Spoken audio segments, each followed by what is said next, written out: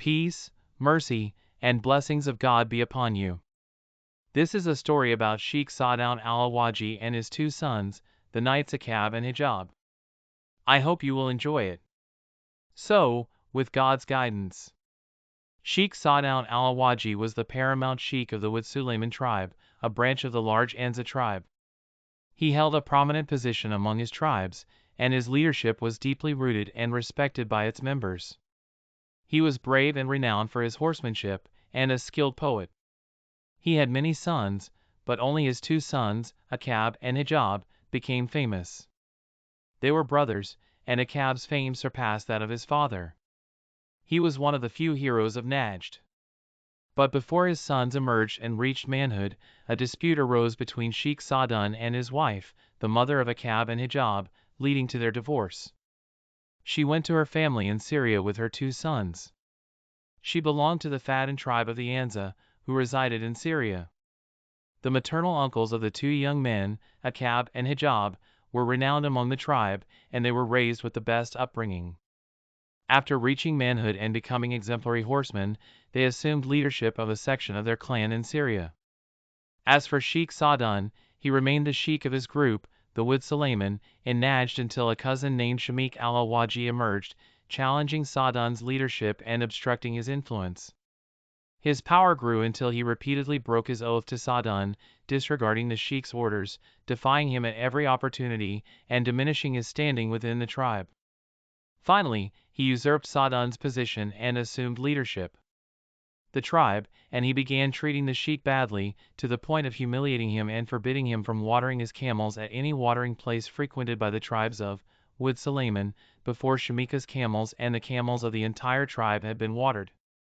He even composed many poems about this. Finally, someone who sympathized with Saadoun advised. A rider from our land, mounted on a well-trained horse, equals safe, the one who traverses the deserts, if you intend to. When you ride him, count 2 days according to the reckoning. The first thing he says to them is, "Welcome, guest." A young falcon, its fangs just emerging. And after the feast, bid farewell to men of renown.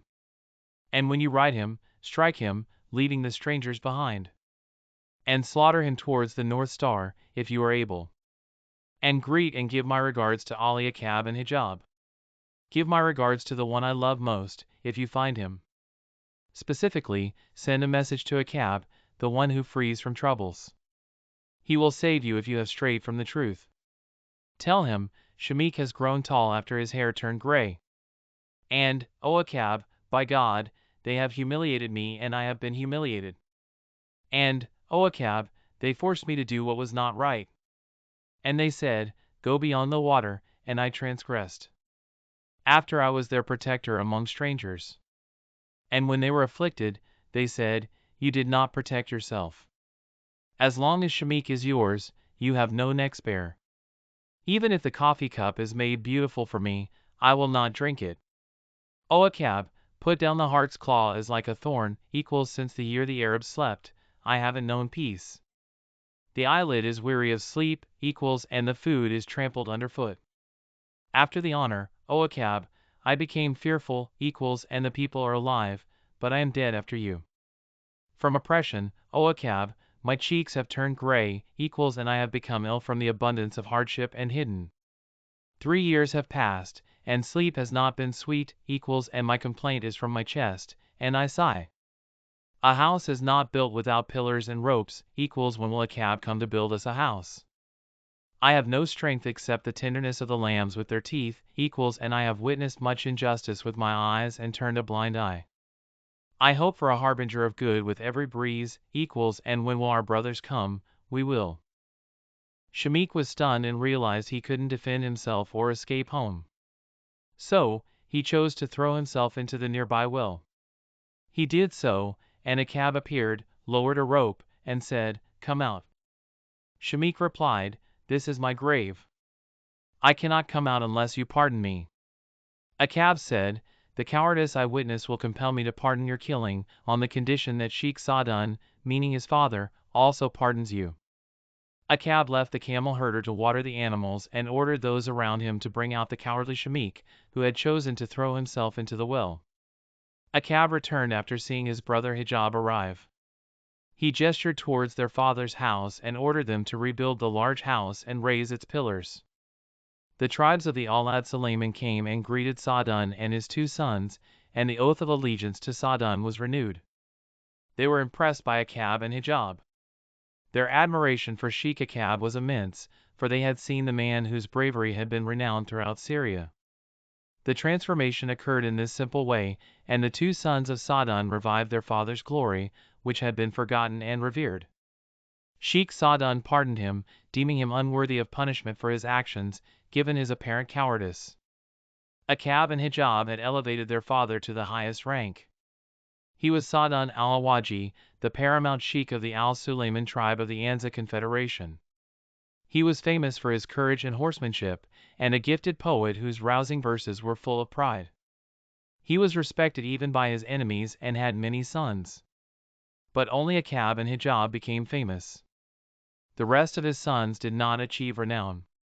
However, before Achab and Hijab rose to prominence and reached manhood, a dispute arose between Sheikh Saadoun Al Awaji and his wife, the mother of Achab and Hijab, leading to their divorce. She then returned to her family in the lands of Al-Sham, and her sons, Achab and Hijab, and his wife, were from the A. O God, the price of my heart's sorrow equals it's a burden that fills the heart with the weight of the winter. What is the value of this world, so swift in its turn equals even if its years come and go? And after I turned away from its embrace equals today I am caught between the iron and the shoemaker.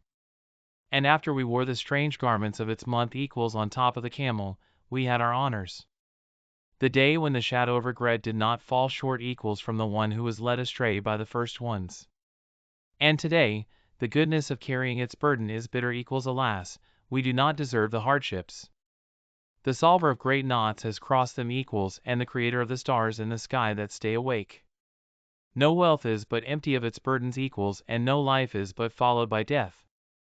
O provider for the one who has no provision for his livelihood equals the birds of love live in your power. Relieve the one whose eyes are increasing in sleeplessness equals be kind to us, O knower of the hidden things. O you who created its deserts with its seas equals O you by whose decree the beings run. I felt the price of the heat of the nights equals and I remembered the goodness of our days. Al-Fatani. And I asked, where is he who scatters his redness? Equals and I began to remember where my lips were. The one who, when the horses came, troubled them with malice equals his voice was like the roar of the swift, noble steeds. The punishment of the captives when their terror came equals the affliction of the destitute and the satiation of the wandering ones. Saadoun Al Awaji complained in a poem about everything that had happened in his life, then followed it with another poem in which he explained that he had resolved to leave the tribe to escape Shamikh Al Awaji and his arrogance. When some members of the tribe who were kind to him noticed him, they blamed him for leaving and tried to dissuade him from his decision. So he recited this poem. They said, "You're changing your mind." I said, "Oh people, I'm leaving." They said, "You're stay." Finally, one of Sheikh Saadoun Al Awaji's benefactors drew his attention to the matter, urging him to write to his sons. He complained to them, informing them of Shamikh's transgression against his authority, his violation of his honor, and his humiliation among the tribes of Najd. So Saadoun Al Awaji wrote this poem to his sons. O rider from our land, upon a swift steed, safe across the deserts, if you intend to go. Count 2 days at Al-Fadila, and at their first feast, say, "Welcome, guest." A young falcon, its fangs just split. After the feast, bid farewell to men of renown. When you mount, strike the enemy, and sacrifice towards the North Star, if you are able. Greet and give my regards to Achab and Hijab. Greet the one I long for, if you find him. In particular, address Achab, the one who frees from trouble, for he will save you if you deviate from the truth. Tell him, Shamikh has become arrogant after his youth, and O Achab, by God, they have humbled me and I have been humbled. O Achab, they have forced me against my will, and they said. I turned away from the water and crossed over. After I was their protector among strangers equals, and if I were to test them, they would say I didn't protect them. As long as the proud Malik has bare necks equals, even if the coffee cup was